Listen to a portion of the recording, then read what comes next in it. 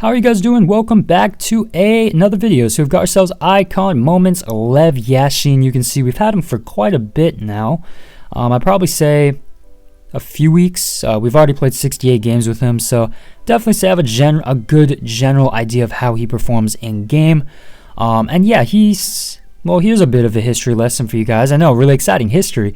But yeah, as you guys probably know, he is the only goalkeeper to win the Ballon d'Or. But also, I saw some stat. And don't quote me on this is just like a rough estimate, but apparently he played around 400 games in his career, and he kept around 280 clean sheets out of those games, which is remarkable for any keeper. So yeah, he's definitely considered the GOAT by many in terms of goalkeepers. And he has an incredible card on the face of it. You know, a lot of 98, well, yeah, 98s, 99s, and you would definitely expect him to be endgame and one of the best keepers in the game. But yeah, here's my brutal assessment. I'm not even going to stall here, sugarcoat it.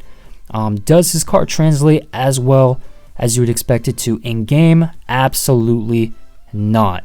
And I'll explain why in a minute. But yeah, I guess where I should start, is how he deals with certain shot selection, shot types.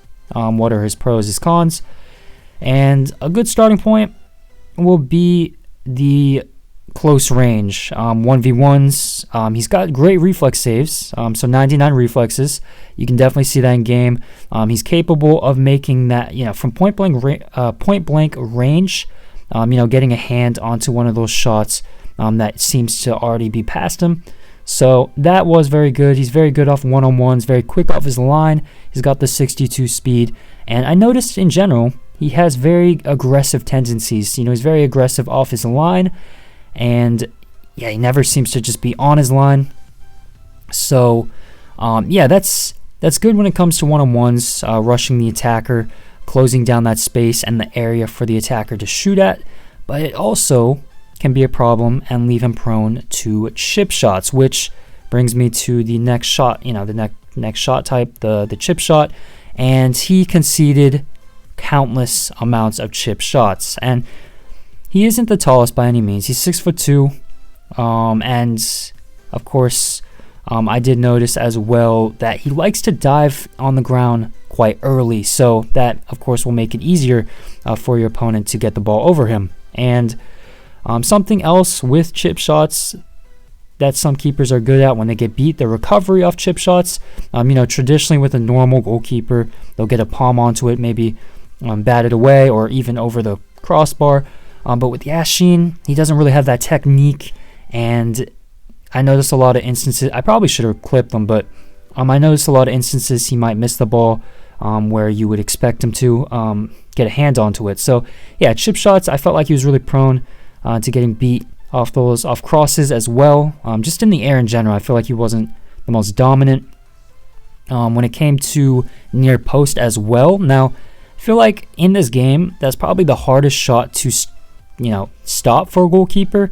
Granted, people say you shouldn't get beat near post, but yeah, I feel like he got beat countless amounts of times, and I feel like that's also down to him.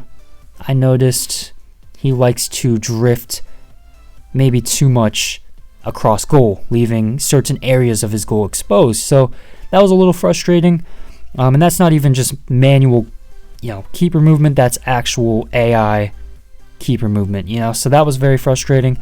So yeah, chip shots near post, he got beat so many times, and then you have the the finesse shots from the edge of the box, which a lot of people will always ask. That's the main question. How do they deal with those types of shots that always tend to creep into the top corner? And like I said, since he likes to be off his line, it does allow that space between him and the goal.